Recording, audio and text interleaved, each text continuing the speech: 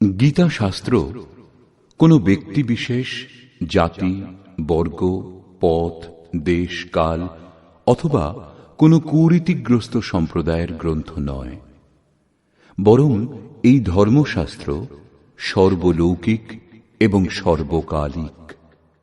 এই শাস্ত্র প্রত্যেক দেশ, প্রত্যেক জাতি, যে কোনো বয়সের প্রতিটি স্ত্রী পুরুষের জন্য, সবার জন্য।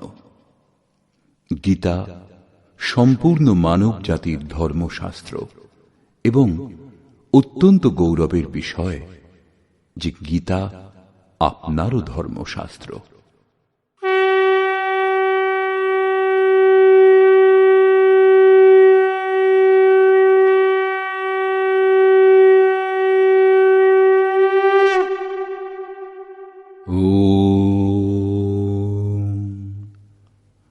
শ্রী পরমাত্মনে নমঃ।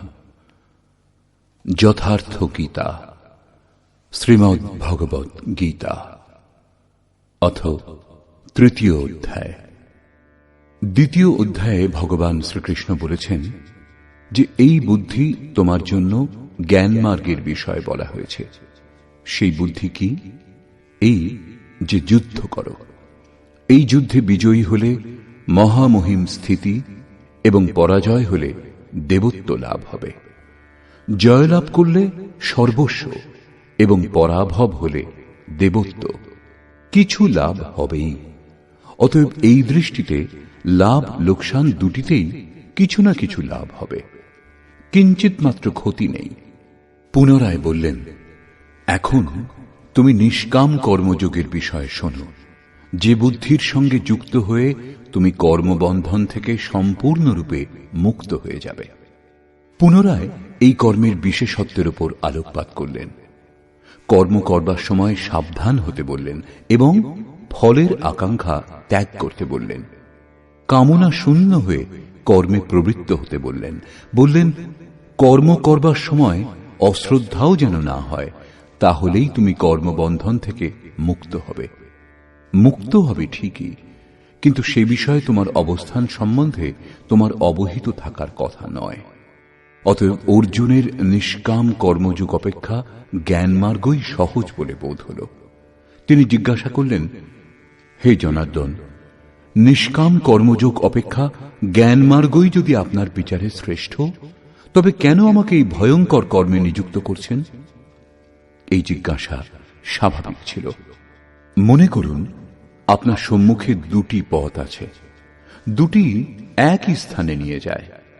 এখন আপনি যদি যেতে চান, তাহলে নিশ্চয়ই জিজ্ঞাসা করবেন উভয়ের মধ্যে সুগম কোনটি। যদি না করেন, তাহলে আপনি পথিক নন। ঠিক এইভাবে অর্জুনও জিজ্ঞাসা করলেন। অর্জুন উবাচ,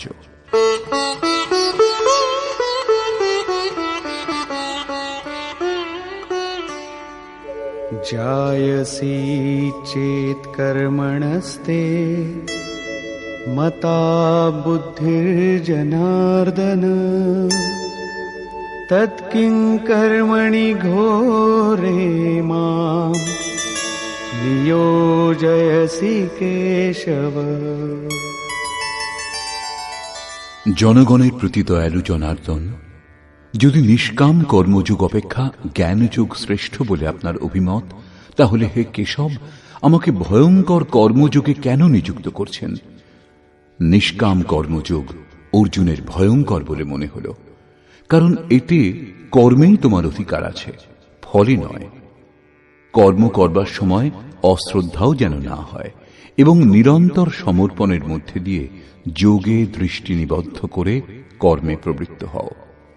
জ্ঞান মার্গে পরাজয় হলে দেবত্ব, জয়লাভ করলে মহামহিম স্থিতি লাভ হবে। লাভ লোকসান স্বয়ং নির্ণয় করে এগিয়ে যেতে হবে। অর্জুনের নিষ্কাম কর্মযোগ অপেক্ষা জ্ঞানযোগ সহজ বলে বোধ হল। সেজন্য তিনি নিবেদন করলেন,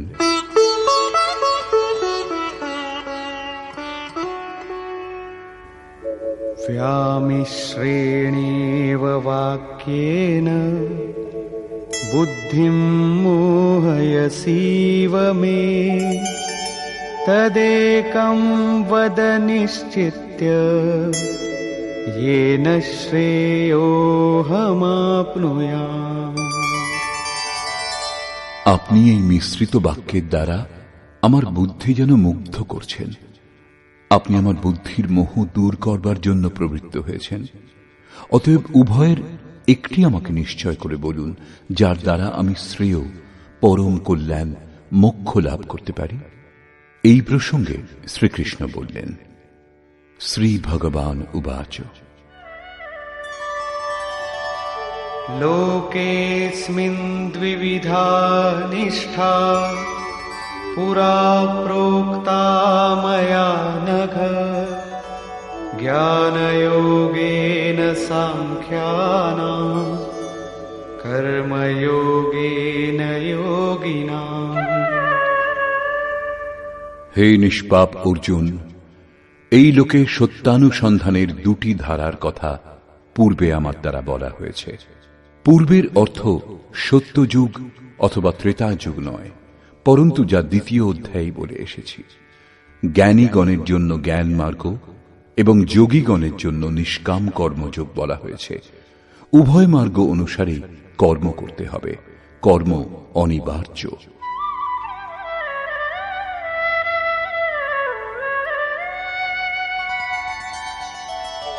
न कर्मणामनारम्भात् नैष्कर्म्यम् पुरुषोऽश्नुते न च सन्न्यसनादेव सिद्धिं समधिगच्छति। অর্জুন, কর্ম আরম্ভ না করে কেউ নৈষ্কর্ম লাভ করতে পারে না, এবং যে ক্রিয়া আরম্ভ করা হয়েছে তা পরিত্যাগ করলেই ভগবৎ প্রাপ্তিরূপ পরম সিদ্ধি লাভ হয় না। এখন তোমার জ্ঞান মার্গ ভালো লাগে অথবা নিষ্কাম কর্মমার্গ, উভয় মার্গেই কর্ম করতে হবে। প্রায় এই ক্ষেত্রে ভগবৎ পথে লোকে সহজ পথ এবং সুরক্ষা খুঁজতে আরম্ভ করে। কর্মানুষ্ঠান না করেই নিষ্কর্মী হওয়া যায়, যেন এই ধরনের ভুল না হয়। সেজন্য শ্রীকৃষ্ণ জোর দিলেন যে কর্ম আরম্ভ না করে কেউ নৈষ্কর্ম লাভ করতে পারে না। শুভাশুভ কর্মের শেষ যেখানে, পরম নৈষ্কর্মের সেই স্থিতি কর্ম করেই লাভ করা যায়। সেইরূপ বহু লোকে বলে যে আমরা জ্ঞানমার্গী, জ্ঞানমার্গে কর্ম নেই। এইরূপ বললেই কর্মত্যাগী জ্ঞানী হয় না। যে ক্রিয়া আরম্ভ হয়েছে তা ত্যাগ করলেই কেউ ভগবৎ সাক্ষাৎকার রূপ পরম সিদ্ধি লাভ করে না। কারণ नहि कश्चित् क्षणमपि जातु तिष्ठत्य कर्मकृत् कार्यते ह्यवशः कर्म सर्वः प्रकृतिजैर्गुणैः। কর্ম না করে কোনো পুরুষ ক্ষণমাত্রও থাকতে পারে না, কারণ সকলেই প্রকৃতিজাত গুণত্রয় দ্বারা মোহমুগ্ধ হয়ে কর্ম করে। প্রকৃতি ও প্রকৃতিজাত গুণ যতক্ষণ পর্যন্ত সক্রিয়, ততক্ষণ পর্যন্ত কোনো পুরুষ কর্ম না করে থাকতে পারে না। চতুর্থ অধ্যায়ের 33 ও 37তম শ্লোকে শ্রীকৃষ্ণ বলেছেন, সকল কর্ম জ্ঞানে শেষ হয়, জ্ঞানাগ্নি সমস্ত কর্ম ভস্মসাৎ করে। এখানে বলছেন কর্ম না করে কেউ থাকতে পারে না। তিনি কি বলতে চাইছেন? তার বলবার অর্থ হল যে যজ্ঞ করতে করতে ত্রিগুণাতীত হলে মনের বিলয় এবং সাক্ষাৎকারের সঙ্গে যজ্ঞের পরিণাম লাভ হলে কর্ম শেষ হয়ে যায়। সেই নির্ধারিত ক্রিয়া পূর্ণ হওয়ার আগে কর্ম সম্পূর্ণ হয় না। প্রকৃতির হাত থেকে রেহাই পাওয়া যায় না।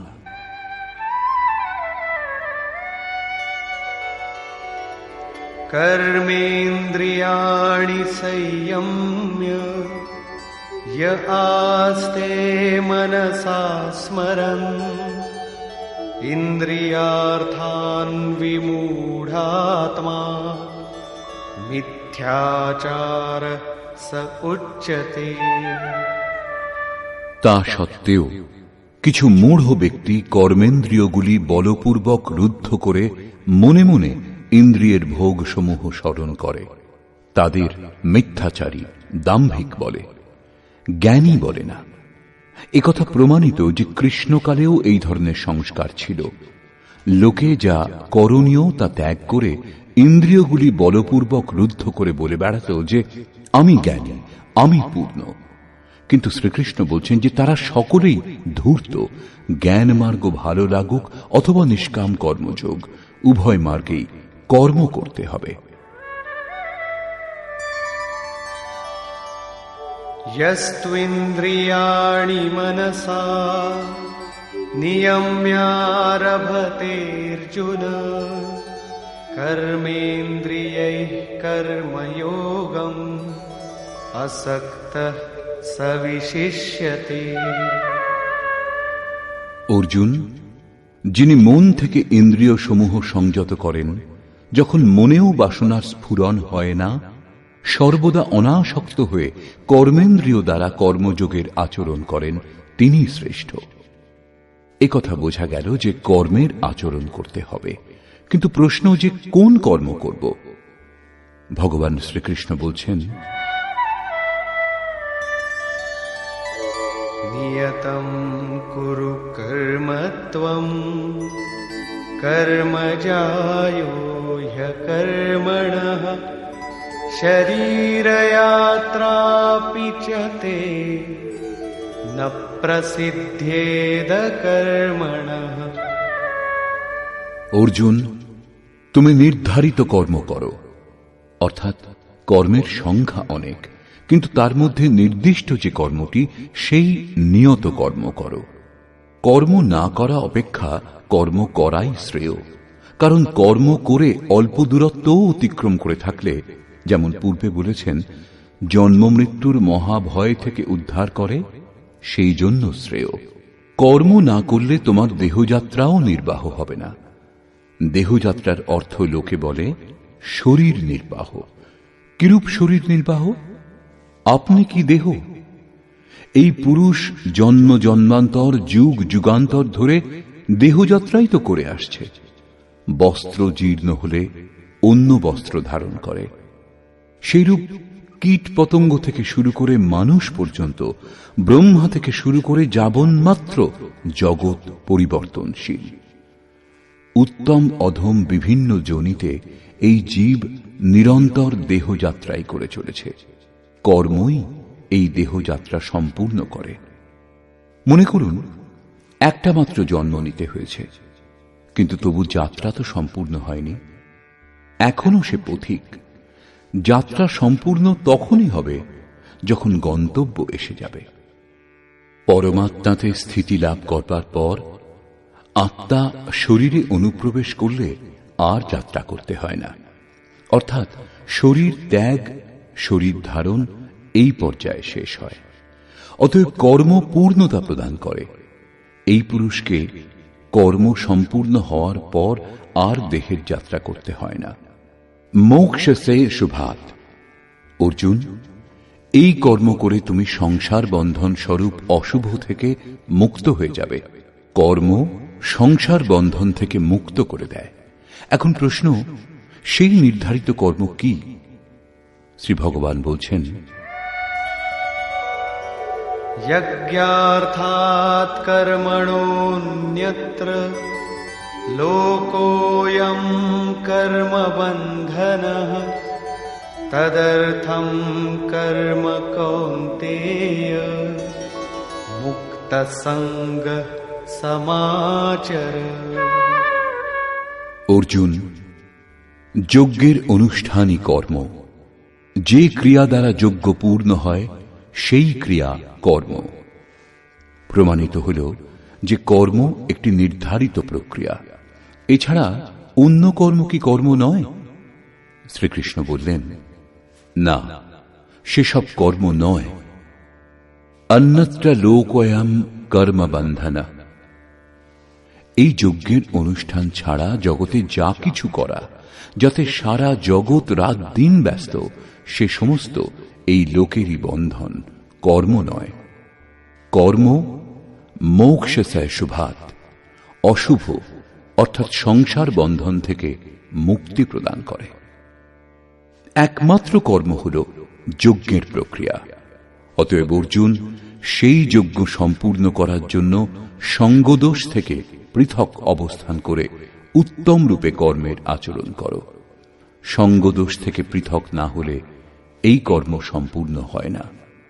এখন স্পষ্ট হল যে যজ্ঞের অনুষ্ঠানকেই কর্ম বলে, কিন্তু এখানে পুনরায় এক নূতন প্রশ্নের উদয় হল যে সেই যজ্ঞ কি যার অনুষ্ঠান করা হবে।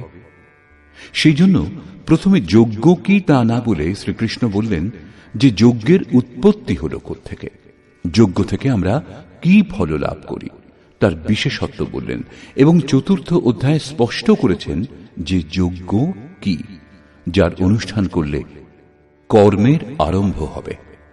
যোগেশ্বর শ্রীকৃষ্ণের বাণীর নিপুণতাতে এটা স্পষ্ট হয় যে যে বিষয়ের বর্ণনা করবেন প্রথমে তিনি তার বিশেষত্বের বর্ণনা করলেন যাতে শ্রদ্ধা জাগে। তারপর তিনি তাতে যে সতর্কতা অবলম্বন করতে হয় তার উপর আলোকপাত করলেন এবং অবশেষে মুখ্য সিদ্ধান্ত প্রতিপাদন করলেন। এখানে স্মরণ রাখা আবশ্যক, শ্রীকৃষ্ণ কর্মের অন্যান্য অঙ্গের উপর আলোকপাত করেছেন যে কর্ম হল নির্ধারিত ক্রিয়া, নির্ধারিত ক্রিয়া ব্যতীত অন্য কর্ম কর্ম নয়। দ্বিতীয় অধ্যায়ে প্রথমবার কর্মের নাম উল্লেখ করেছেন, তার বিশেষত্বের উপর জোর দিলেন, তাতে যে সতর্কতা অবলম্বন করা হয় তার উপর আলোকপাত করলেন, কিন্তু কর্ম কি বললেন না। এখানে বর্তমান অধ্যায়ে বললেন যে কেউ কর্ম না করে থাকতে পারে না। প্রকৃতির প্রভাবে মানুষ কর্ম করে। এছাড়া যারা ইন্দ্রিয়গুলিকে বলপূর্বক অবরুদ্ধ করে মন থেকে বিষয় চিন্তা করে তারা অহংকারী। সেই জন্য অর্জুন, মনের দ্বারা ইন্দ্রিয় সমূহ সংযত করে তুমি কর্ম করো, কিন্তু কোন কর্ম করা হবে সে প্রশ্নটি যেমন তেমনি রইল। যোগেশ্বর শ্রীকৃষ্ণ বললেন, অর্জুন তুমি নির্ধারিত কর্ম করো।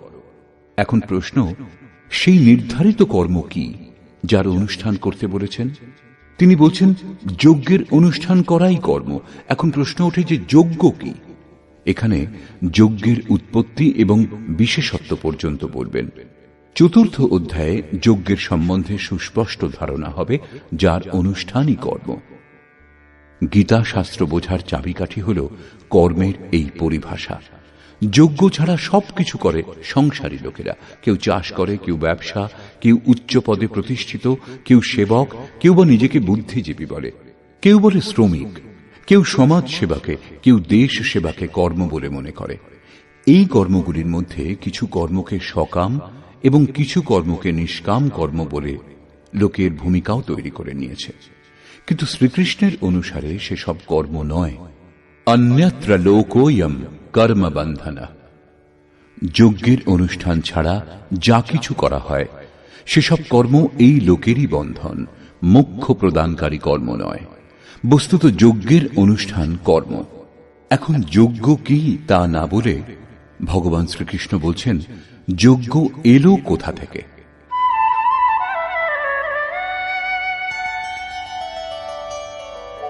सहयज्ञाः प्रजा सृष्ट्वा पुरोवाच प्रजापतिः अनेन प्रसविष्यध्वम् एषवोस्त्विष्टकामधु।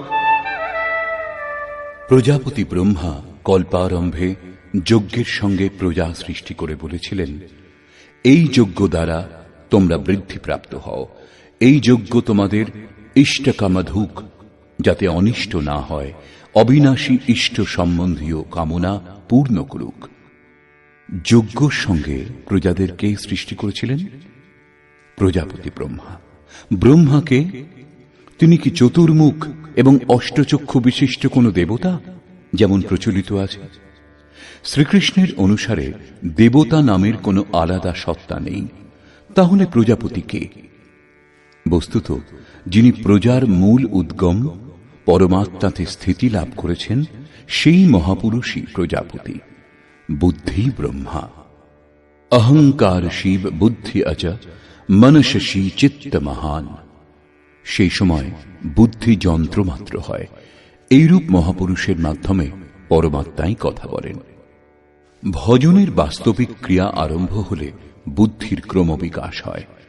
শুরুতে সেই বুদ্ধি ব্রহ্মবিদ্যার সঙ্গে সংযুক্ত হওয়ার জন্য তাকে ব্রহ্মবিদ বলা হয়। ক্রমশ সমস্ত বিকার শান্ত হলে, ব্রহ্মবিদ্যাতে শ্রেষ্ঠতা লাভ করলে তাকে ব্রহ্মবিদ্যর বলা হয়। ধীরে ধীরে বিকাশ আরো সূক্ষ্ম হলে, বুদ্ধির আরো বিকাশ হয়, তখন তাকে ব্রহ্মবিদ্যরিয়ান বলে।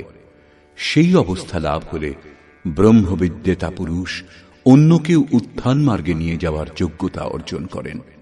বুদ্ধির পরাকাষ্ঠা হল ব্রহ্মবিদ্যরিষ্ট, অর্থাৎ ব্রহ্মবিদের সেই অবস্থা যাতে ইষ্ট ওতপ্রোত। এইরূপ স্থিতি লাভ করেছেন যিনি, তিনি প্রজার মূল উদ্গম পরমাত্মায় স্থিত থাকেন। এরূপ মহাপুরুষের বুদ্ধি যন্ত্রমাত্র, তাঁদেরই প্রজাপতি বলা হয়। তাঁরা প্রকৃতির দ্বন্দ্বের বিশ্লেষণ করে আরাধনা ক্রিয়ার রচনা করেন। যজ্ঞের অনুরূপ সংস্কার প্রদান করাই প্রজা সৃষ্টি। এর পূর্বে সমাজ অচৈতন্য এবং অব্যবস্থিত অবস্থাতে থাকে। যজ্ঞের অনুরূপ এদের গড়ে তোলাই হল সৃষ্টি, অর্থাৎ সুসজ্জিত করা। এইরূপ মহাপুরুষ সৃষ্টির আরম্ভে যজ্ঞের সঙ্গে প্রজার সৃষ্টি করেছেন। কল্প রোগমুক্ত করে, বৈদ্য কল্প প্রদান করেন, আবার কেউ কায়া কল্প করে। এটা অবশ্য শরীরের ক্ষণিক কল্প। যথার্থ কল্প তখনই হয় যখন ভবরোগ থেকে মুক্তি লাভ হয়। আরাধনার আরম্ভ এই কল্পের প্রারম্ভিক অবস্থা। আরাধনা সম্পূর্ণ হলেই কল্প সম্পূর্ণ হবে। সেইরূপ পরমাত্ম স্বরূপে স্থিত মহাপুরুষগণ ভজনের আরম্ভে যজ্ঞের সঙ্গে সংস্কার সুসংগঠিত করে বললেন, এই যজ্ঞ দ্বারা তোমরা সমৃদ্ধ হও। কিরূপ সমৃদ্ধি? সেই সমৃদ্ধি কি কাঁচা ঘরবাড়ি পাকা করা, বেশি উপার্জন করা? বলছেন না, যজ্ঞ ইষ্ট কামধুক, ইষ্ট সম্বন্ধীয় কামনা পূর্ণ করবে। ইষ্ট একমাত্র পরমাত্মা, সেই পরমাত্মা সম্বন্ধীয় কামনা পূর্ণ করে এই যজ্ঞ। এখানে এ প্রশ্ন স্বাভাবিক যে যজ্ঞ সরাসরি পরমাত্মার প্রাপ্তি করাবে নাকি ক্রমে ক্রমে চলার পর?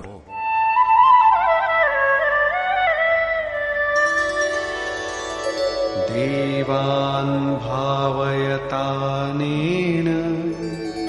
তে দেবা ভাবয়ন্তু বহ পরস্পরম ভাবয়ন্তঃ শ্রেয়ঃ পরমবাপ্স্যথ। এই যজ্ঞ দ্বারা দেবতাগণের উন্নতি করো, অর্থাৎ দৈবী সম্পদের বৃদ্ধি করো। সেই দেবতাগণ তোমাদের উন্নত করবেন। এইরূপ পরস্পরের উন্নতি দ্বারা পরম শ্রেয়, যার পর কিছু লাভ করা বাকি থাকবে না, এইরূপ পরম কল্যাণ লাভ করবে। যেমন যেমন আমরা যজ্ঞের অনুষ্ঠান করব, পরে যজ্ঞের অর্থ আরাধনার বিধি হবে, তেমন তেমন হৃদয়ে দৈবী সম্পদ অর্জন হতে থাকবে। পরম দেব এক পরমাত্মা।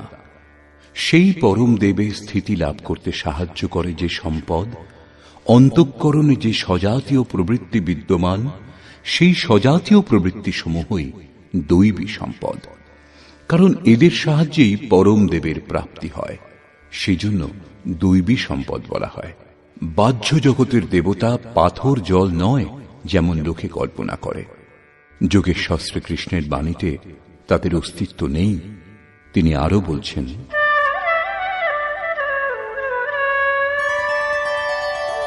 ইষ্টান ভোগান নিবো দেবা দাস্যন্তে যজ্ঞভাবিতাঃ তৈর্দত্তান প্রদায়েভ্যো यो ভুঙ্ক্তেস্তেন এব সহ।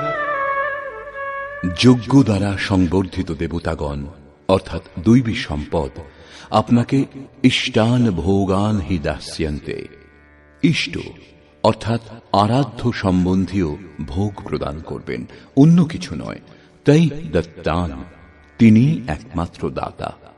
ইষ্টলাভের অন্য কোনো বিকল্প নেই। এই দৈবী গুণসমূহকে সংবর্ধন না করে যিনি এই স্থিতি ভোগ করেন তিনি নিশ্চয়ই চোর। যখন লাভ হয়নি তখন তিনি কি উপভোগ করবেন?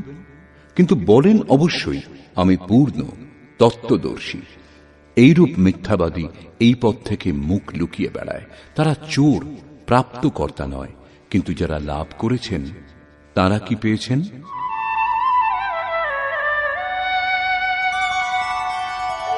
यज्ञशिष्टाशिनः सन्तो मुच्यन्ते सर्वकिल्बिषैः भुञ्जते ते त्वघं पापा ये पचन्त्यात्मकारणात्।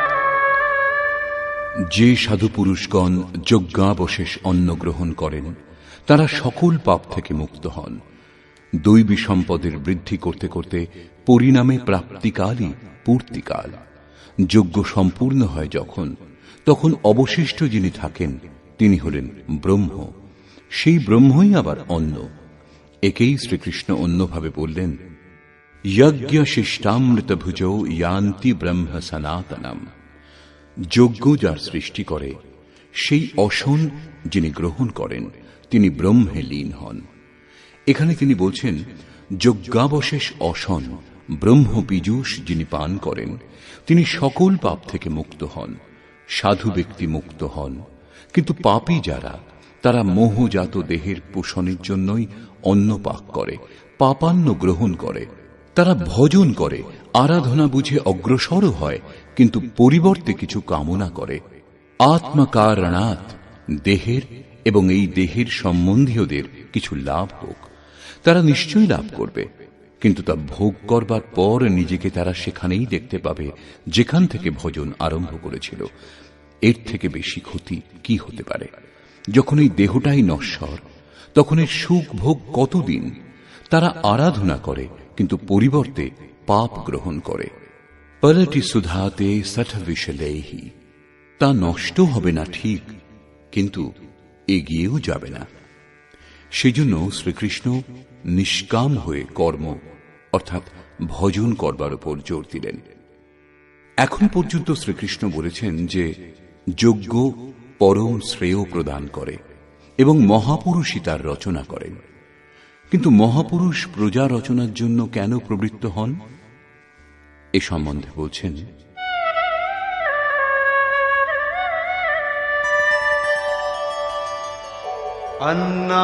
अन्नाद्भवन्ति भूतानि पर्जन्यादन्नसम्भवः यज्ञाद्भवति पर्जन्यो यज्ञः कर्मसमुद्भवः। कर्म ब्रह्मोद्भवं विद्धि ब्रह्माक्षरसमुद्भवम् तस्मात् सर्वगतं ब्रह्म नित्यं यज्ञे प्रतिष्ठितम्। অন্ন থেকে সমস্ত প্রাণী উৎপন্ন হয়। অন্নং ব্রহ্মেতি ব্যজানাৎ, পরমাত্মাই অন্ন। সেই ব্রহ্ম পীযূষকেই উদ্দেশ্য করে প্রাণীগণ যজ্ঞের দিকে অগ্রসর হয়। বৃষ্টি থেকে অন্নের উৎপত্তি হয়। মেঘ থেকে যে বৃষ্টি হয় তা নয়, পরন্তু কৃপা বৃষ্টি। পূর্ব সঞ্চিত যজ্ঞ কর্মই এই জন্মে যেখানে সাধনাতে ব্যবধান উৎপন্ন হয়েছিল সেখানেই ইষ্ট কৃপারূপে বর্ষিত হয়। আজকের আরাধনা কাল কৃপারূপে লাভ হবে, সেই জন্য যজ্ঞ দ্বারা বৃষ্টি হয়। স্বাহা উচ্চারণ এবং তিল জবের আহুতি মাত্র দিলেই যদি বর্ষা হতো, তাহলে বিশ্বের অধিকাংশ মরুভূমি অনুর্বর কেন রয়েছে? উর্বর হয়ে থাকত। এখানে যজ্ঞের পরিণাম কৃপা বৃষ্টি। এই যজ্ঞের অনুষ্ঠান কর্ম দ্বারা হয়। কর্ম করে গেলেই একদিন যজ্ঞ সম্পূর্ণ হয়। সেই কর্ম বেদ থেকে উৎপন্ন জানবে। বেদ হল ব্রহ্মস্থিত মহাপুরুষের বাণী। যে তত্ত্ব অবিদিত তার প্রত্যক্ষ অনুভূতির নাম বেদ, কিছু শ্লোক সংগ্রহ নয়। বেদ অবিনাশী পরমাত্মা থেকে উৎপন্ন হয়েছে জানবে। একথা মহাত্মাগণ বলেছেন, কিন্তু তাঁরা এবং পরমাত্মা ভিন্ন নন। তাঁদের মাধ্যমে অবিনাশী পরমাত্মাই কথা বলেন। সেই জন্যই বেদকে অপৌরুষেয় বলা হয়। মহাপুরুষগণ বেদ পেলেন কোথা থেকে? অবিনাশী পরমাত্মা থেকে বেদের জন্ম হয়েছে। সেই মহাপুরুষগণ, এবং তিনি অভিন্ন, তাঁরা যন্ত্রমাত্র। সেই জন্য তাঁদের মাধ্যমে পরমাত্মাই কথা বলেন। কারণ যজ্ঞের অনুষ্ঠান করে যখন মন নিরুদ্ধ হয়, তখনই পরমাত্মাকে জানা যায়। সেই জন্য সর্বব্যাপী পরম অক্ষর পরমাত্মা সর্বদা যজ্ঞেই প্রতিষ্ঠিত। যজ্ঞের অনুষ্ঠানই তাকে লাভ করবার একমাত্র উপায়। এরই উপর ভগবান জোর দিলেন। एवं प्रवर्तितं चक्रं नानुवर्तयति हयः अघायुरिन्द्रियारामो मोघं पार्थ सजीवति। হে পার্থ, যে ব্যক্তি ইহলোকে মনুষ্য দেহ লাভ করে এই সাধন চক্রের অনুসারে অনুষ্ঠান করে না, অর্থাৎ দৈবী সম্পদের উৎকর্ষ, দেবতাগণের বৃদ্ধি এবং পরস্পর বৃদ্ধি দ্বারা অক্ষয়ধাম লাভ, এই ক্রম অনুসারে যে কর্মে প্রবৃত্ত হয় না, ইন্দ্রিয়গুলির সুখ আকাঙ্ক্ষী সেই পাপী ব্যক্তি বৃথা জীবন ধারণ করে। বন্ধুগণ, যোগেশ্বর শ্রীকৃষ্ণ দ্বিতীয় অধ্যায়ে শুধু কর্মের নাম নিয়েছেন এবং বর্তমান অধ্যায়ে বলছেন নিয়ত কর্মের আচরণ করো। যজ্ঞের প্রক্রিয়াই কর্ম। এছাড়া যা কিছু করা হয় তা এই লোকেরই বন্ধন। এই কারণে সঙ্গদোষ থেকে পৃথক অবস্থান করে যজ্ঞের পূর্তির জন্য কর্মের আচরণ করো। তিনি যজ্ঞের বিশেষত্বের উপর আলোকপাত করলেন এবং বললেন, যজ্ঞের উৎপত্তি হয়েছে ব্রহ্মা থেকে। প্রজা অন্যকে উদ্দেশ্য করে যজ্ঞে প্রবৃত্ত হয়। যজ্ঞ কর্ম থেকে এবং কর্ম অপৌরুষেয় বেদ থেকে উৎপন্ন হয়েছে। বেদ মন্ত্রগুলির দ্রষ্টা মহাপুরুষগণ ছিলেন। তাদের পুরুষকার বিলীন হয়ে গিয়েছিল। প্রাপ্তির পর শেষে অবিনাশী পরমাত্মাই শুধু থাকেন। সেই জন্য বেদ পরমাত্মা থেকে উৎপন্ন। সর্বব্যাপী পরমাত্মা সর্বদা যজ্ঞে প্রতিষ্ঠিত। এই সাধন চক্র অনুসারে যে আচরণ করে না, সেই পাপী ব্যক্তি ইন্দ্রিয় সমূহের সুখ আকাঙ্ক্ষী ব্যর্থই জীবন ধারণ করে। অর্থাৎ যজ্ঞ এমন বিধি যাতে ইন্দ্রিয়গুলির বিশ্রাম নেই, পরন্তু অক্ষয় সুখ বিদ্যমান। ইন্দ্রিয়গুলিকে সংযম করে এর আচরণ করবার বিধান। ইন্দ্রিয় সমূহের সুখ আকাঙ্ক্ষী যারা, তারা পাপী। এখনো শ্রীকৃষ্ণ বলছেন না যজ্ঞ কি, কিন্তু এই যজ্ঞ কি সারা জীবন করে যেতে হবে? কখনো কি সম্পূর্ণ হবে? এই প্রসঙ্গে যোগেশ্বর বলছেন,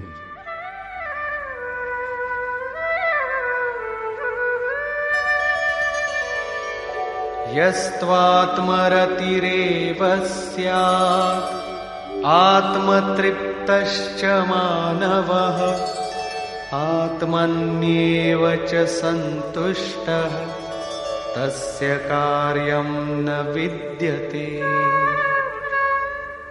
কিন্তু যে ব্যক্তি আত্মাতেই প্রীত, আত্মাতেই তৃপ্ত এবং আত্মাতেই সন্তুষ্ট, তার জন্য কোনো কর্তব্য বাকি থাকে না। এই হল লক্ষ্য। যখন অব্যক্ত, সনাতন, অবিনাশী আত্মতত্ত্ব লাভ হয়ে যায়, তখন আর কার অনুসন্ধান করা হবে? এরূপ পুরুষের কর্মের, আরাধনার প্রয়োজন হয় না। আত্মা ও পরমাত্মা একে অন্যের পর্যায়ভুক্ত।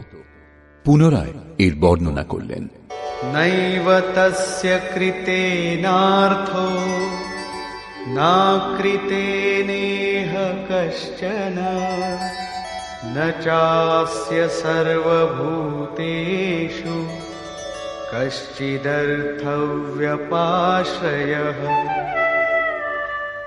এই সংসারে সেই পুরুষের কর্ম করেও কোনো লাভ নেই এবং কর্ম না করলেও কোনো লোকসান নেই। কিন্তু আত্মতত্ত্ব লাভ হওয়ার পূর্বে এর প্রয়োজন ছিল।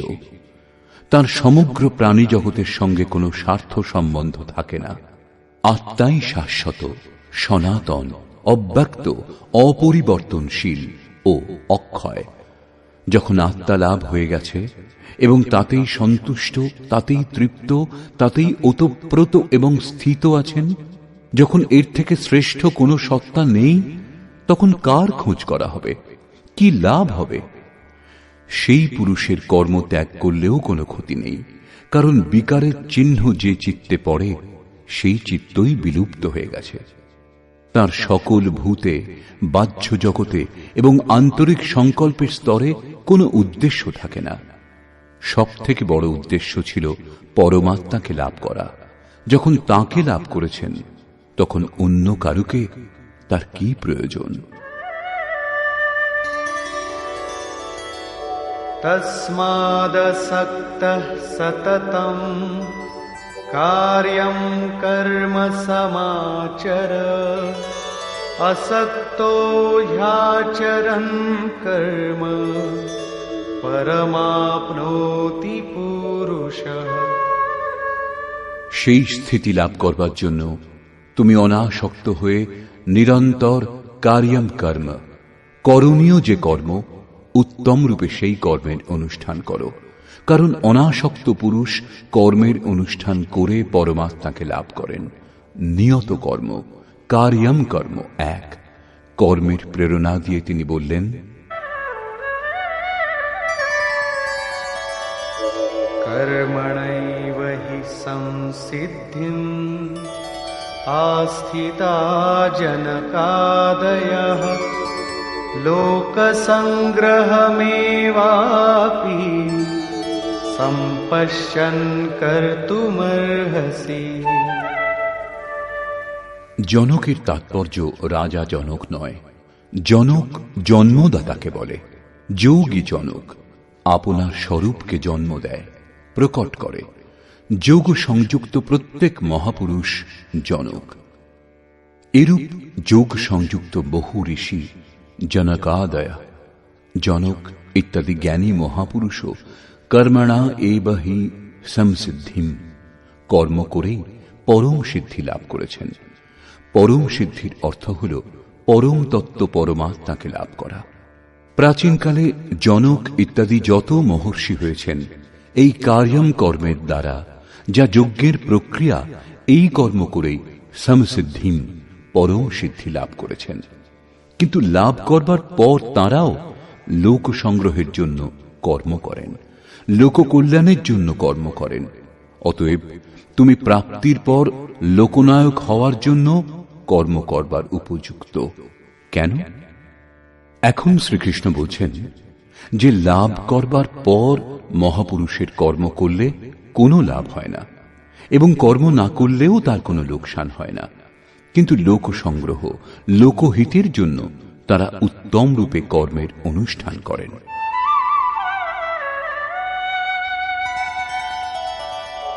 यद्यदाचरति श्रेष्ठः तत्तदेवेतरो जनः स यत्प्रमाणं कुरुते लोकस्तदनुवर्तते।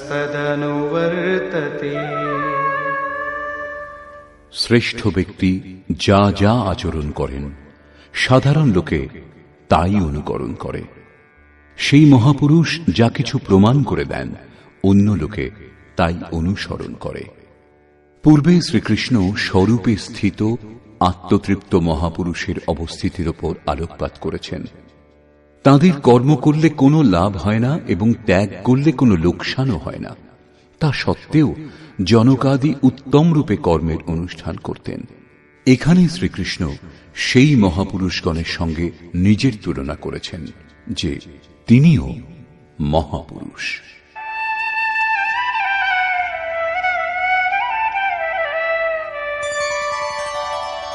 न मे पार्थास्ति कर्तव्यम् त्रिषु लोकेषु किञ्चन नानवाप्तमवाप्तव्यम् वर्त एव च कर्मणि।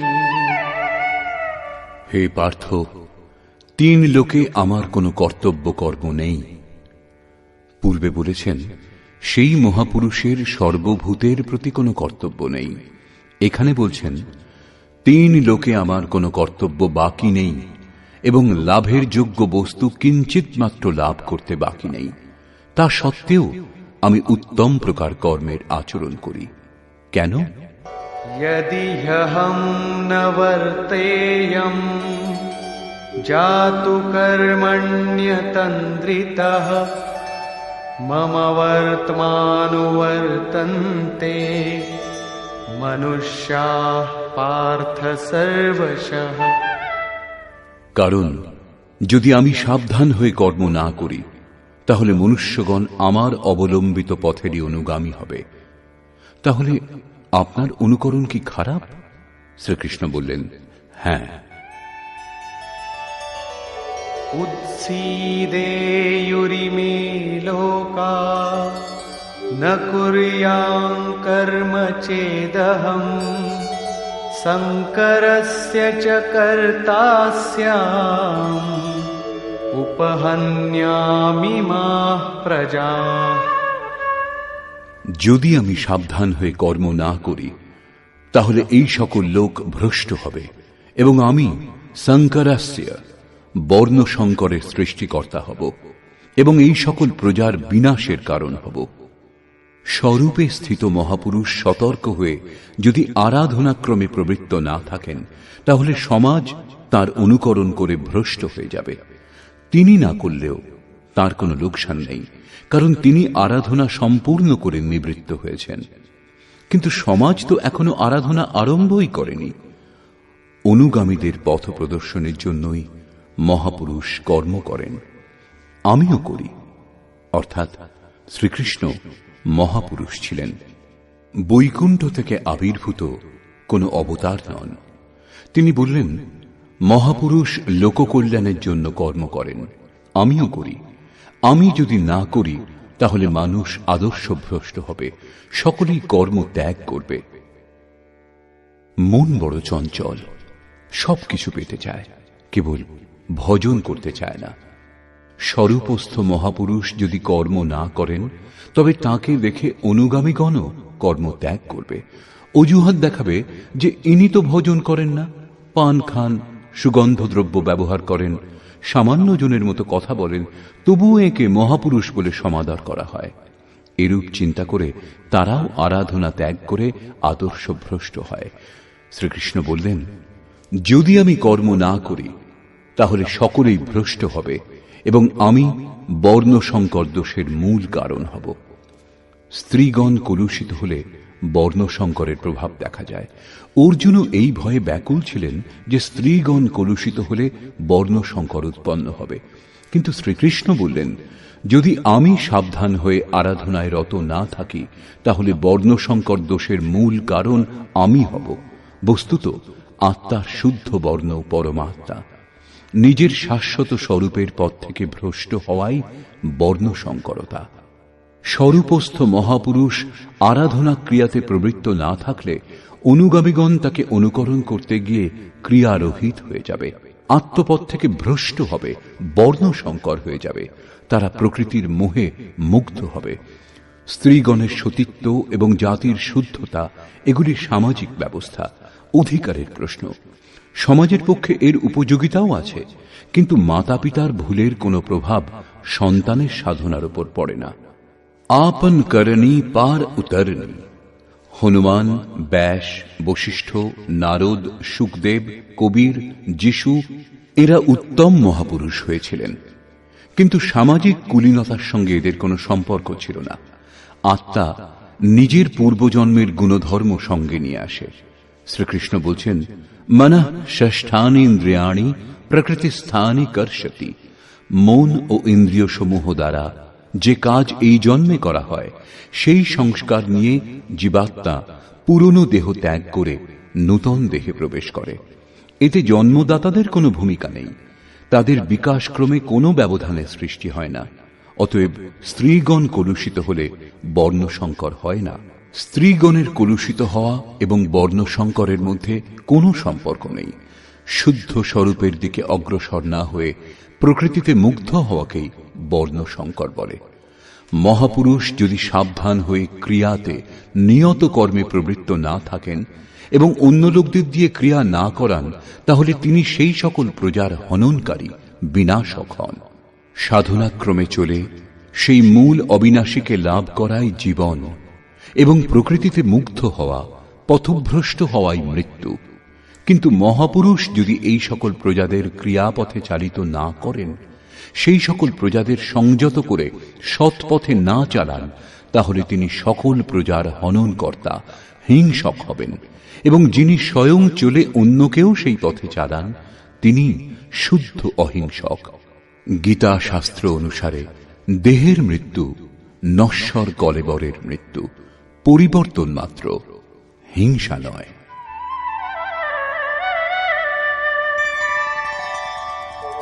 सक्ताः कर्मण्य विद्वांसो यथा कुर्वन्ति भारत कुर्याद् विद्वांस्तथा सक्तः चिकीर्षुर्लोकसंग्रहम्। হে ভারত, অজ্ঞানীগণ আসক্ত হয়ে যেরূপ কর্ম করেন, পূর্ণ জ্ঞাতা বিদ্বান অনাসক্ত হয়ে লোকহৃদয়ে প্রেরণা এবং কল্যাণ সংগ্রহের জন্য সেই রূপ কর্ম করেন।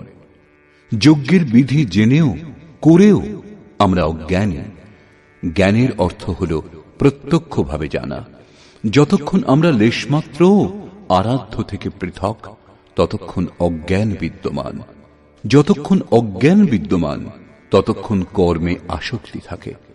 অজ্ঞানী যতটা আসক্ত হয়ে আরাধনা করেন, ততটাই অনাসক্ত।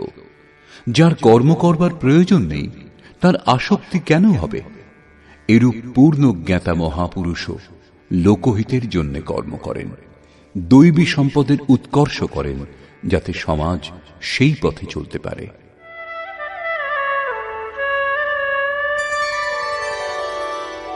न बुद्धिभेदं जनयेद् अज्ञानां कर्मसंगिनां जोषयेत् सर्वकर्माणि विद्वान् युक्तः समाचरन्।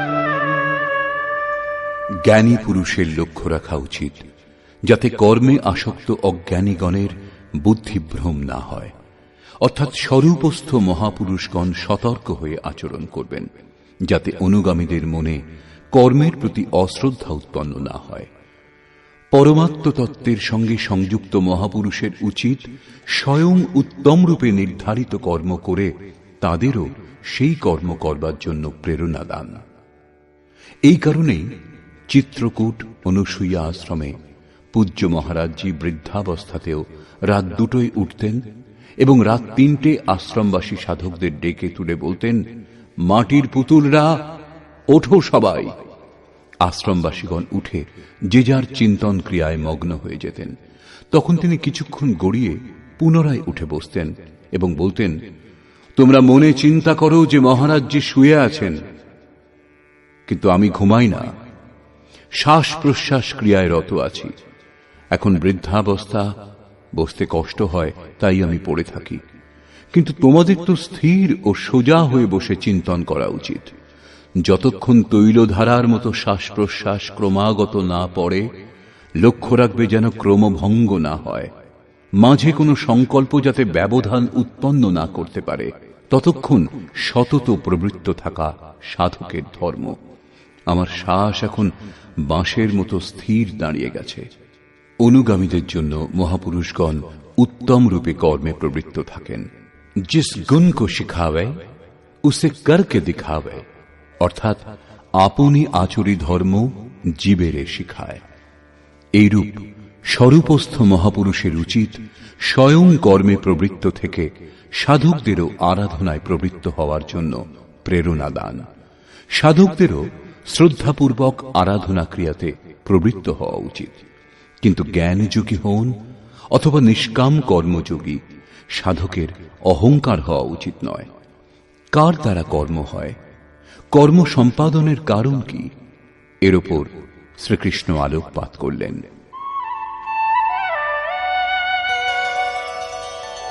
প্রকৃতে ক্রিয়মাণানি गुणैः कर्माणि सर्वशः अहंकार विमूढात्मा कर्ताहमिति मन्यते।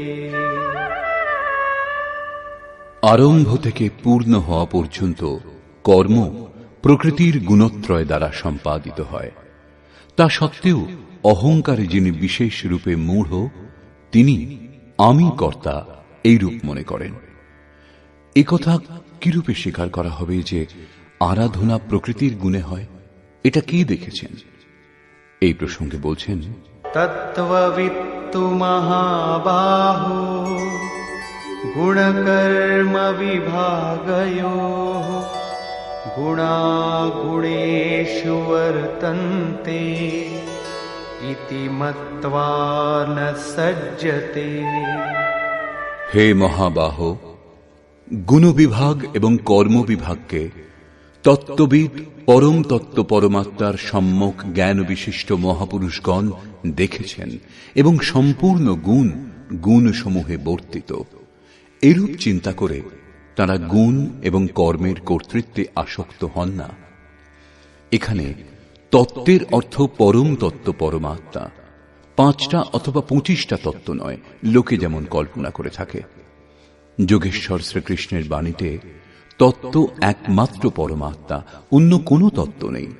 গুণাতীত হয়ে পরম তত্ত্ব পরমাত্মায় স্থিত মহাপুরুষ গুণের অনুসারে কর্মগুলির বিভাজন দেখতে পান। তামসিক গুণের প্রভাবে আলস্য, নিদ্রা, প্রমাদ, কর্মে প্রবৃত্ত না হওয়ার স্বভাব দেখা যায়। রাজসিক গুণের প্রভাবে আরাধনা থেকে সরে না আসার স্বভাব, শৌর্য এবং স্বামী ভাব দেখা যায়। সাত্ত্বিক গুণ কার্যরত হলে ধ্যান, সমাধি, অনুভবে উপলব্ধি, নিরন্তর চিন্তন, সরল স্বভাব হয়। গুণ পরিবর্তনশীল। প্রত্যক্ষদর্শী জ্ঞানী বুঝতে পারেন গুণ অনুসারে কর্মের উৎকর্ষ অপকর্ষ হয়। গুণ নিজের কর্ম করিয়ে নেয়, অর্থাৎ গুণ গুণে বর্তিত হয়। এরূপ চিন্তা করে প্রত্যক্ষদ্রষ্টা কর্মে আসক্ত হন না।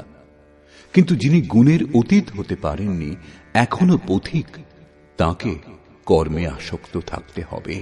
সেই জন্য বললেন, প্রকৃতের গুণ সম্মূঢ়াঃ সজ্জন্তে গুণকর্মসু তান কৃৎস্নবিদো মন্দান কৃৎস্নবিন্ন বিচালয়েৎ। প্রকৃতির গুণের দ্বারা মুগ্ধ পুরুষগণ কর্মে ক্রমশ নির্মল গুণের উন্নতি দেখে তাতে আসক্ত হন। সেই অসম্পূর্ণ জ্ঞান বিশিষ্ট মন্দান শিথিল চেষ্টা যাদের, তাদের উত্তম জ্ঞান সম্পন্ন জ্ঞানী পুরুষ চালিত করবেন না, তাদের হতোৎসাহ করবেন না, উৎসাহ দেবেন। কারণ কর্ম করেই পরম নৈষ্কর্ম স্থিতি লাভ হবে। নিজের শক্তি ও স্থিতি বুঝে কর্মে প্রবৃত্ত জ্ঞানমার্গী সাধকের উচিত গুণের প্রভাবে কর্মের আচরণ হচ্ছে বলে যেন মনে করেন। নিজেকে কর্তা ভেবে অহংকারী যেন না হয়ে যান। নির্মল গুণলাভ হলেও তাতে আসক্ত যেন না হন। কিন্তু নিষ্কাম কর্মযোগীর কর্ম এবং গুণের বিশ্লেষণ করে সময় নষ্ট করা উচিত নয়। তাকে আত্মসমর্পণ করে শুধু কর্মে প্রবৃত্ত থাকতে হবে। কোন গুণ কার্যরত তা দেখার ভার ইষ্টের। গুণের পরিবর্তন এবং ক্রমশ উত্থান তিনি ইষ্টের কৃপা বলে মনে করেন। কর্মের আচরণও তাঁরই কৃপা বলে মনে করেন। অতএব আমি কর্তা এই অহংকার অথবা গুণে আসক্ত হওয়ার সমস্যা তার থাকে না। তিনি তো অনবরত প্রবৃত্ত থাকেন। এই প্রসঙ্গে এর সঙ্গে যুদ্ধের স্বরূপ বর্ণনা করে ভগবান শ্রীকৃষ্ণ বলছেন,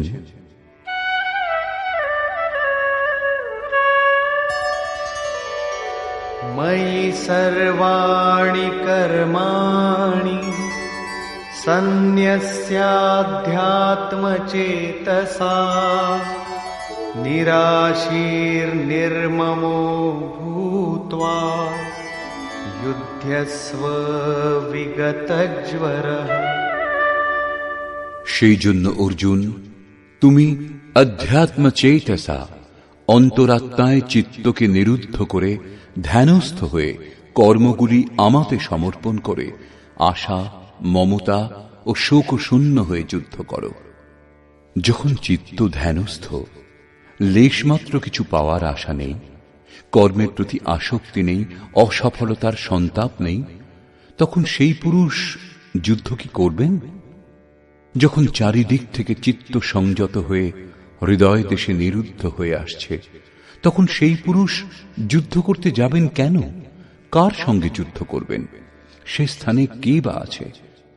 বাস্তবে যখন আপনি ধ্যান করতে আরম্ভ করবেন, তখনই যুদ্ধের আসল স্বরূপ আপনি বুঝতে পারবেন। কাম, ক্রোধ, রাগ, দেশ, আশা, তৃষ্ণা ইত্যাদি বিকার সমূহ বিজাতীয় প্রবৃত্তিগুলি যাদের কুরু বলা হয়, এরা সংসারে যাতে প্রবৃত্তি হয় তারই চেষ্টা করবে, বিঘ্নরূপে ভয়ঙ্কর আক্রমণ করবে। এদের সঙ্গে সংঘর্ষের নামই যুদ্ধ। একে অতিক্রম করে যাওয়াই হল বাস্তবিক যুদ্ধ।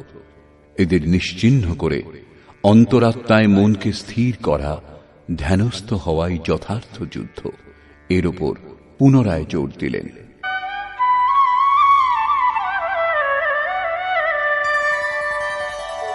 ये मे मतमिदं नित्यम् अनुतिष्ठन्ति मानवाः श्रद्धावन्तो न सूयन्तो मुच्यन्ते तेऽपि कर्मभिः। অর্জুন, যারা দোষ ও দৃষ্টি শূন্য হয়ে শ্রদ্ধাবান আত্মসমর্পণের সঙ্গে আমার এই মতের সর্বদা অনুষ্ঠান করেন যে যুদ্ধ করো, তারা সকল কর্ম থেকে মুক্ত হন। যোগেশ্বর শ্রীকৃষ্ণের এই আশ্বাস কেবল হিন্দু, মুসলমান অথবা খ্রিস্টানদের জন্য নয়, পরন্তু মানুষ মাত্রের জন্য। তার বাণী হল যুদ্ধ করো। এই আদেশ থেকে মনে হয় যেন এই উপদেশ কেবল যুদ্ধাকাঙ্ক্ষী ব্যক্তিদের জন্যই ছিল। অর্জুনের সম্মুখে সৌভাগ্যবশত কুরুক্ষেত্রের যুদ্ধের পরিস্থিতি ছিল, কিন্তু আপনার সম্মুখে কোনো যুদ্ধস্থিতি নেই। তাহলে গীতা শাস্ত্রের উপদেশ আপনার কি কাজে লাগবে? কারণ কর্ম থেকে মুক্ত হওয়ার একমাত্র উপায় যুদ্ধ। এটা তাদের জন্য বিবৃত করা হয়েছে, বাস্তবে কিন্তু তা নয়। বস্তুত এটা অন্তর্দেশের যুদ্ধ, ক্ষেত্র এবং ক্ষেত্রজ্ঞের, বিদ্যা এবং অবিদ্যার, ধর্মক্ষেত্র এবং কুরুক্ষেত্রের সংঘর্ষ।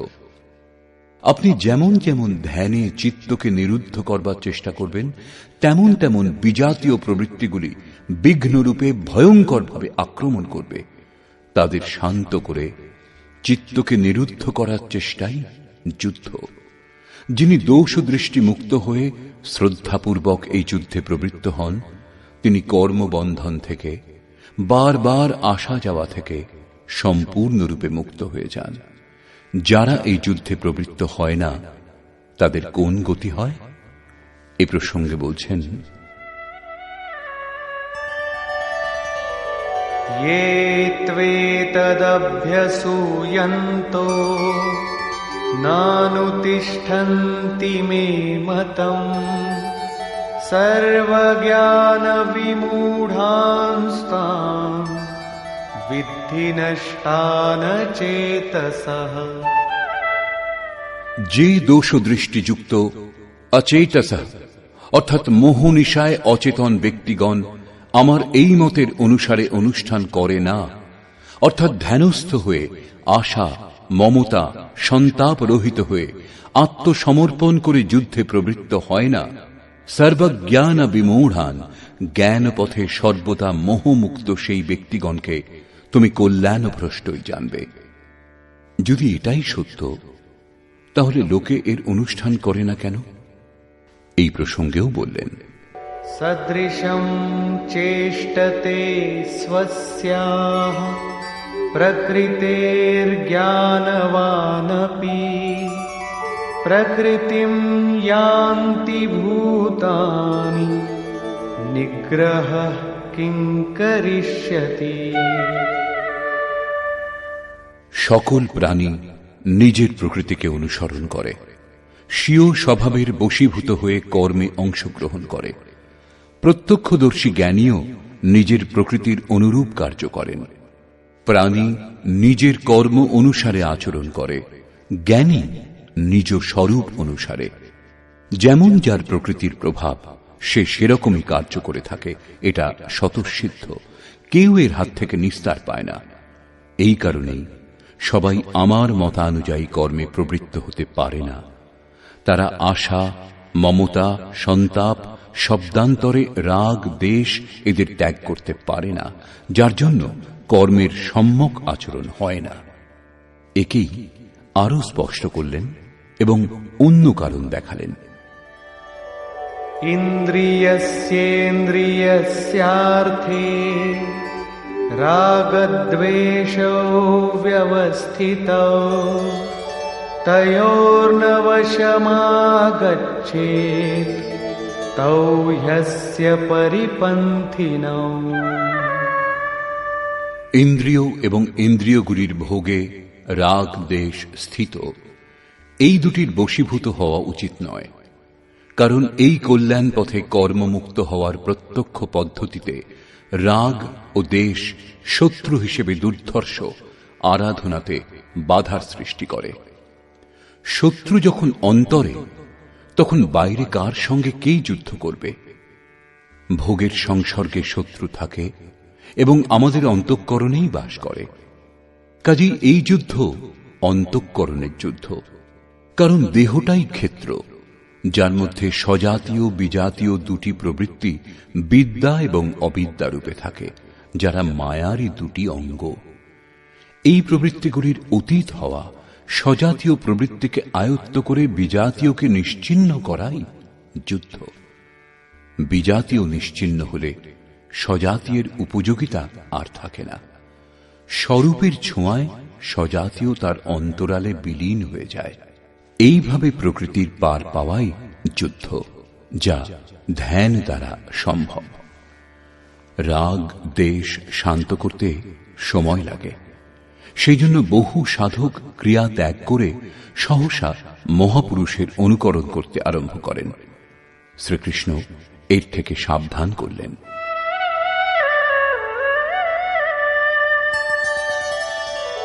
শ্রেয়ান স্বধর্মো বিগুণঃ পরধর্মাৎ স্বনুষ্ঠিতা স্বধর্মে নিধনম শ্রেয়ঃ পরধর্মো ভয়াবহ।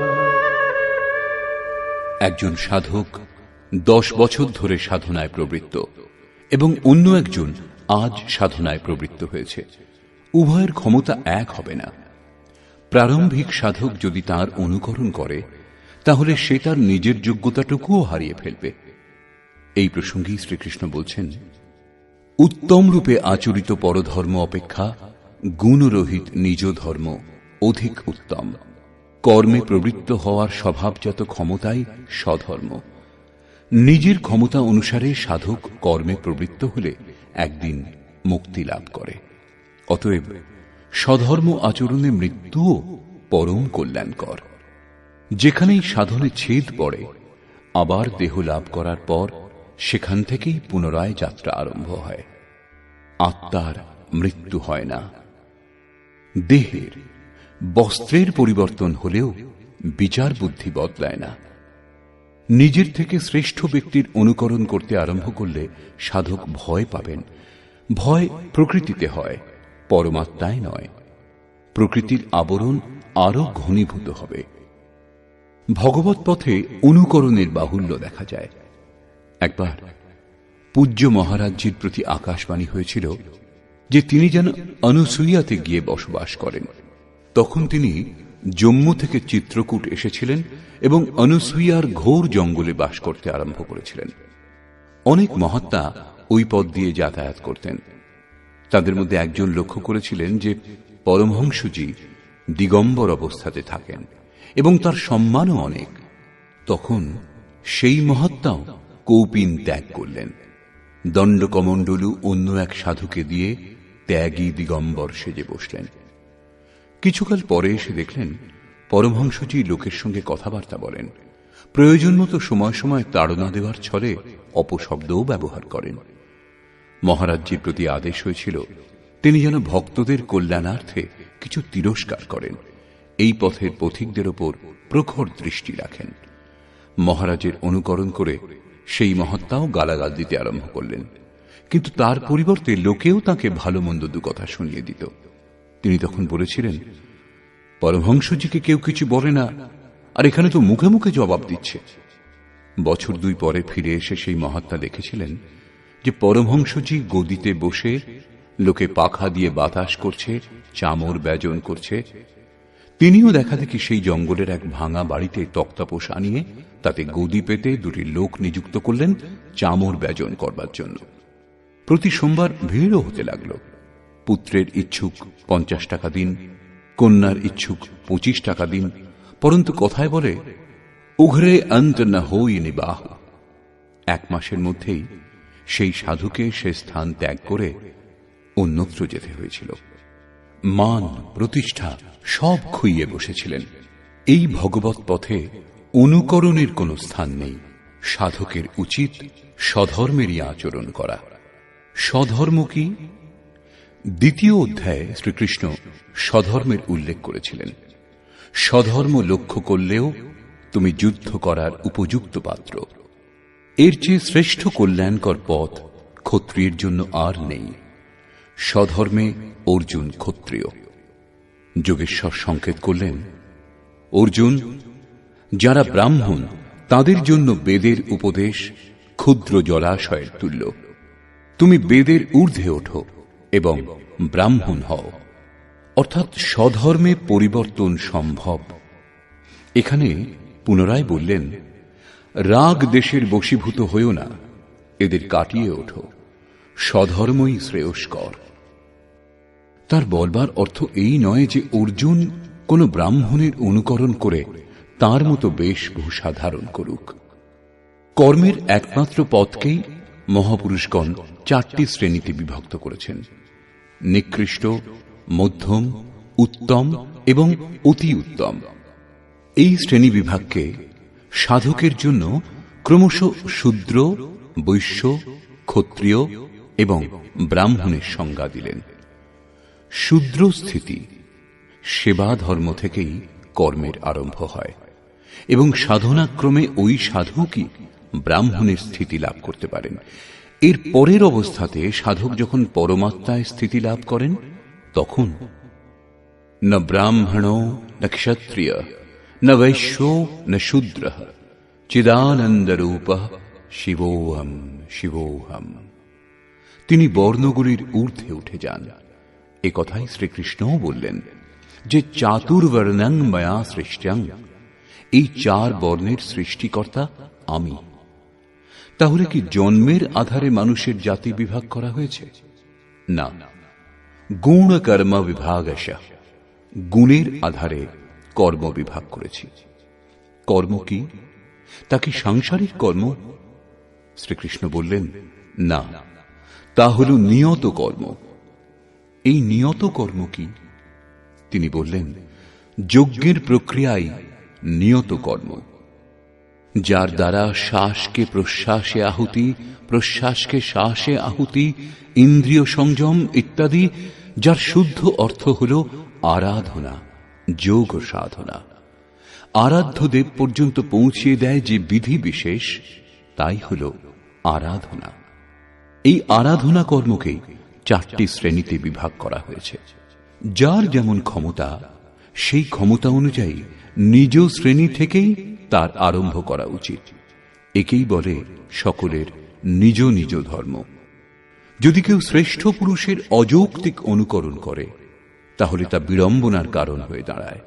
তার নাশ হবে না, কারণ এতে বীজের নাশ নেই, কিন্তু সে প্রকৃতির চাপে ভয়াক্রান্ত, দীনহীন নিশ্চয়ই হয়ে যাবে। যদি প্রথম শ্রেণীর কোনো ছাত্র স্নাতক শ্রেণীতে বসতে আরম্ভ করে তাহলে কি তার পাঠ্য বিষয় বোধগম্য হবে? সে প্রারম্ভিক বর্ণমালা থেকেও বঞ্চিত হয়ে যাবে। অর্জুন প্রশ্ন করলেন যে মানুষ স্বধর্মের আচরণ করতে পারে না কেন? अर्जुन उवाच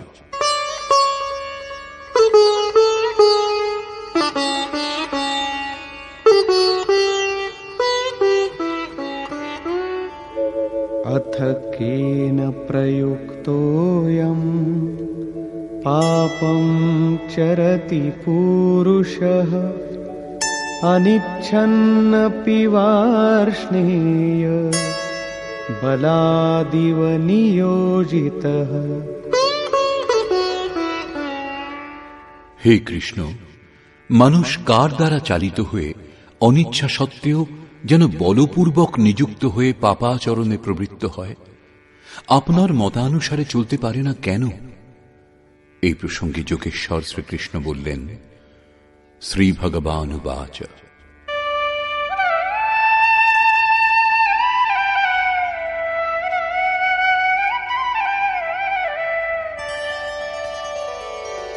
काम एष क्रोध एष रजोगुणसमुद्भवः महाशनो महापाप्मा विद्येनमिह वैरिणम्। অর্জুন, রজোগুণজাত এই কাম এবং এই ক্রোধ অগ্নির ন্যায় ভোগে অতৃপ্ত, অত্যন্ত ক্ষতিকারক। কাম, ক্রোধ, রাগ দেশের পূরক। একটু আগেই আমি যার চর্চা করেছি। এই বিষয়ে তুমি এদেরই শত্রু জানবে। এখন এদের প্রভাব সম্বন্ধে বলছেন।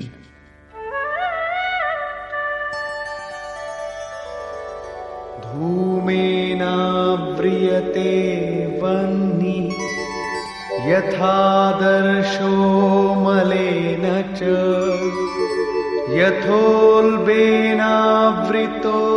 गर्भः तथा तेनेदमावृतम्। যেরূপ ধূম দ্বারা অগ্নি, ময়লা দ্বারা দর্পণ এবং জরায়ুর দ্বারা গর্ভ আবৃত থাকে, সেরূপ কাম ক্রোধাদি বিকার সমূহ দ্বারা এই জ্ঞান আবৃত থাকে। ভিজে কাঠ জ্বালালে কেবল ধোঁয়াই হয়, আগুন থাকা সত্ত্বেও শিখার রূপ নিতে পারে না। ময়লা দিয়ে ঢাকা দর্পণে যেরূপ প্রতিবিম্ব স্পষ্ট হয় না, জরায়ুর দ্বারা যেরূপ গর্ভ আবৃত থাকে, সেরূপ এই বিকারগুলি থাকতে পরমাত্মার প্রত্যক্ষ জ্ঞান হয় না। आवृतं ज्ञानमेतेन ज्ञानिनो नित्यवैरिणा कामरूपेण कौन्तेय दुष्पूरेणानलेन च। কৌন্তেয়, অগ্নির ন্যায় ভোগে অতৃপ্ত জ্ঞানীর চিরশত্রু এই কাম দ্বারা জ্ঞান আবৃত থাকে। এখন শ্রীকৃষ্ণ কাম এবং ক্রোধ দুটি শত্রুর কথা বললেন। এই শ্লোকে তিনি কেবল একটা শত্রু কামের বিষয় বললেন। বস্তুত কামের মধ্যে ক্রোধের অন্তর্ভাব বিদ্যমান। কামনা পূর্ণ হলে ক্রোধ শান্ত হয়, কিন্তু কামনা শেষ হয় না। কামনা পূরণে বাধা উৎপন্ন হলেই পুনরায় ক্রোধ জেগে ওঠে। কামের অন্তরালে ক্রোধ নিহিত থাকে। এই শত্রুর উৎস কোথায়, কোথায় একে খুঁজবে? শত্রুর নিবাস জানা থাকলে এর সমূল বিনাশে সুবিধা হবে। এই প্রসঙ্গে শ্রীকৃষ্ণ বললেন, ইন্দ্রিয়াণি মনো বুদ্ধি अस्याधिष्ठानमुच्यते एतैर्विमोहयत्येष জ্ঞানমাবৃত্য দেহিনম। ইন্দ্রিয় সমূহ, মন এবং বুদ্ধি, এদেরই কামের আশ্রয় বলা হয়। কাম, মন, বুদ্ধি এবং ইন্দ্রিয় সমূহের দ্বারাই জ্ঞানকে আবৃত করে জীবকে মোহমুগ্ধ করে। তস্মাৎ ত্বমিন্দ্রিয়াণ্যাদৌ নিয়ম্য ভরতর্ষভ পাপ্মানং প্রজহিয়েনং জ্ঞান বিজ্ঞাননাশনম। সেই জন্য অর্জুন, তুমি আগে ইন্দ্রিয়গুলিকে নিয়ম্য সংযত করো, কারণ এর অন্তরালে শত্রু বিদ্যমান। তা তোমার দেহের ভিতরে বাইরে খুঁজলে কোথাও পাবে না। এটা হৃদয় রাজ্যের অন্তর্জগতের যুদ্ধ। ইন্দ্রিয় সমূহকে বশ করে জ্ঞান এবং বিজ্ঞানের বিনাশক এই ক্ষতিকারক কামের নাশ করো। কাম সহজে আয়ত্তে আসে না, অতএব বিকারের নিবাস স্থানকেই অবরুদ্ধ করো, ইন্দ্রিয় সমূহকেই সংযত করো। কিন্তু ইন্দ্রিয় সমূহ এবং মনকে সংযত করা খুব কঠিন। আমি কি তা করতে পারব?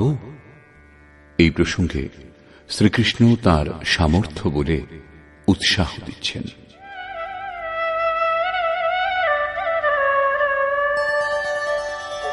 ইন্দ্রিয়াণি পরাণ্যাহুঃ ইন্দ্রিয়েভ্যঃ পরম মনঃ মনসস্তু পরা বুদ্ধিঃ ইয়ো বুদ্ধেঃ পরতস্তু সঃ। অর্জুন, এই দেহ থেকে ইন্দ্রিয়গণকে শ্রেষ্ঠ অর্থাৎ সূক্ষ্ম এবং বলবান বলে জানবে। ইন্দ্রিয় সমূহ থেকে মন শ্রেষ্ঠ এবং বলশালী, মন থেকে বুদ্ধি শ্রেষ্ঠ এবং যিনি বুদ্ধির থেকেও অত্যন্ত শ্রেষ্ঠ তিনিই তোমার আত্মা এবং সেই হলে তুমি। সেই জন্য ইন্দ্রিয় সমূহ, মন এবং বুদ্ধি নিরুদ্ধ করতে তুমি সক্ষম।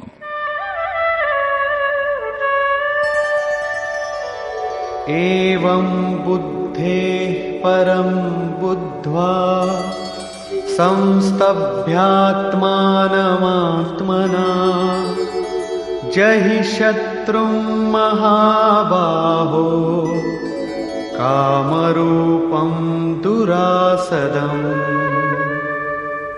এইরূপ বুদ্ধি থেকে শ্রেষ্ঠ অর্থাৎ সূক্ষ্ম এবং বলবান স্বীয় আত্মাকে জেনে আত্মবল বুঝে বুদ্ধি দ্বারা নিজ মনকে বশ করে অর্জুন এই কামরূপ দুর্জয় শত্রুর নাশ করো। নিজের শক্তি বুঝে এই দুর্জয় শত্রুর নাশ করো। কাম দুর্জয় শত্রু। ইন্দ্রিয়গুলির সাহায্যে কাম আত্মাকে মোহমুগ্ধ করে। তাই নিজের শক্তি বুঝে আত্মাকে বলবান জেনে কামরূপ শত্রুর বিনাশ করো। এখানে বলা আবশ্যক, এই শত্রু আন্তরিক এবং যুদ্ধ অন্তর্জগতেরই। নিষ্কর্ষ, প্রায় গীতা শাস্ত্রের যারা ভক্ত এবং ব্যাখ্যাকার তারা বর্তমান অধ্যায়ের নাম কর্মযোগ দিয়েছেন, কিন্তু এটা সঙ্গত বলে মনে হয় না। দ্বিতীয় অধ্যায়ে যোগেশ্বর কর্মের নাম নিয়েছেন। তিনি কর্মের মহত্ব প্রতিপন্ন করে তার মনে কর্ম জিজ্ঞাসা জাগ্রত করলেন এবং বর্তমান অধ্যায়ে তিনি কর্মকে পরিভাষিত করলেন যে যজ্ঞের প্রক্রিয়া কর্ম। এখানে একথা প্রমাণিত হচ্ছে যে যজ্ঞ কোনো নির্ধারিত দিক অর্থাৎ বিধি বিশেষ। এছাড়া জগতে যা কিছু করা হয় তা এই লোকেরই বন্ধন। শ্রীকৃষ্ণ যে কর্ম সম্বন্ধে বলবেন সে কর্ম মোক্ষসে শুভাত অর্থাৎ সংসার বন্ধন থেকে মুক্তিদায়ক কর্ম। শ্রীকৃষ্ণ যজ্ঞের উৎপত্তির বিষয়ে বললেন। যজ্ঞ থেকে আমরা কি ফল লাভ করি তার বিশেষত্বের চিত্রণ করলেন। যজ্ঞ অনুষ্ঠানের উপর জোর দিলেন। তিনি বললেন, এই যজ্ঞের প্রক্রিয়াই কর্ম। যে অনুষ্ঠান করে না সে পাপী, আরাম প্রিয়, ব্যর্থই জীবন ধারণ করে। পূর্ব মহর্ষিগণও কর্ম করে পরম নৈষ্কর্ম সিদ্ধি লাভ করেছিলেন। তারা আত্মতৃপ্ত, তাদের আর কর্মের প্রয়োজন নেই। তবু অনুগামীদের পথ প্রদর্শনের জন্য তারা উত্তম রূপে কর্মে প্রবৃত্ত থাকেন। সেই মহাপুরুষগণের সঙ্গে শ্রীকৃষ্ণ নিজের তুলনা করলেন। বললেন, আমারও আর কর্ম করবার প্রয়োজন নেই, কিন্তু অনুগামীদের মঙ্গলের জন্য আমিও সর্বদা কর্মে প্রবৃত্ত। শ্রীকৃষ্ণ স্পষ্ট পরিচয় দিলেন যে তিনিও যোগী। তিনি কর্মে প্রবৃত্ত সাধকগণকে বিচলিত করতে নিষেধ করলেন, কারণ কর্ম করেই সেই সাধককে পরম স্থিতি লাভ করতে হবে, না করলে নাশ হয়ে যাবে। এই কর্ম অনুষ্ঠানের জন্য শ্রীকৃষ্ণ ধ্যানস্থ হয়ে যুদ্ধ করতে বললেন।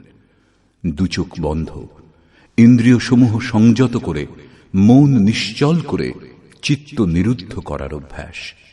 সে কিরকম যুদ্ধ? না সে সময় কাম, ক্রোধ, রাগ, দেশ ইত্যাদি সাধকের জন্য বাধক হয়ে দাঁড়ায়। এই বিজাতীয় প্রবৃত্তিসমূহের হাত থেকে উদ্ধার হওয়ার চেষ্টাই যুদ্ধ। আসুরী সম্পদ কুরুক্ষেত্র। বিজাতীয় প্রবৃত্তিগুলির এক একটাকে নাশ করে ধ্যানে মগ্ন হওয়ার চেষ্টাই যুদ্ধ। বস্তুত ধ্যানেই যুদ্ধ নিহিত। বর্তমান অধ্যায়ের সারাংশ এটাই। এতে যজ্ঞের বাস্তবিক স্বরূপ স্পষ্ট হয়নি, কর্মের বিধিবিধানেরও সম্যক অনুভব হয়নি। যজ্ঞের স্বরূপ স্পষ্ট হলেই কর্ম কি তা বোঝা যাবে। এখনো কর্ম স্পষ্ট হয়নি। বর্তমান অধ্যায়ে কেবল স্থিতপ্রজ্ঞ মহাপুরুষের প্রশিক্ষণাত্মক দিকের ওপর জোর দেওয়া হয়েছে। এই নির্দেশ গুরুজনদের জন্য। তাঁরা যদি কর্মানুষ্ঠান নাও করেন তবুও তাতে তাঁদের কোনো লোকসান নেই, করলে কোনো লাভও নেই। কিন্তু যাদের অভীষ্ট পরম গতি, তাদের জন্য যদি নিয়ম নির্দেশ না দেওয়া হয় তবে তা যে কর্মযোগ একথা বলা যাবেই বা কি করে? যোগেশ্বর বলেছেন, যজ্ঞের প্রক্রিয়াই কর্ম, কিন্তু সেই কর্মের স্বরূপ স্পষ্ট করলেন না এবং যজ্ঞ কি তা বললেন না। বর্তমান অধ্যায়ে যুদ্ধের যথার্থ চিত্রণ করা হয়েছে। সম্পূর্ণ গীতা শাস্ত্রে দৃষ্টিপাত করলে দেখা যায়, দ্বিতীয় অধ্যায়ে যোগেশ্বর বলেছেন, এই শরীর নাশবান, অতএব যুদ্ধ করো। গীতা শাস্ত্রে যুদ্ধের বাস্তবিক কারণ এটাই।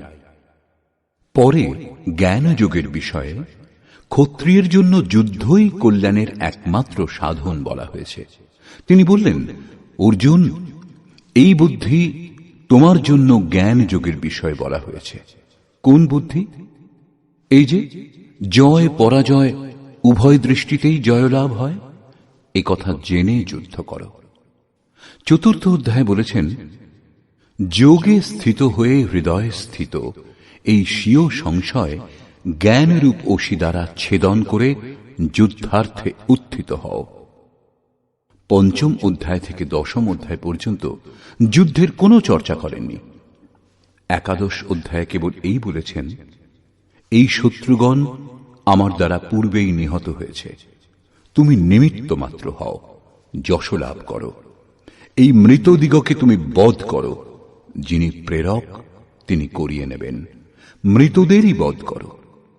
পঞ্চদশ অধ্যায়ে সংসারকে দৃঢ়মূল অশ্বত্থ বৃক্ষের ন্যায় বলা হয়েছে, যাকে অসঙ্গতারূপী অস্ত্র দ্বারা ছেদন করে ওই পরম পদের অনুসন্ধান করবার জন্য নির্দেশ দেওয়া হয়েছে।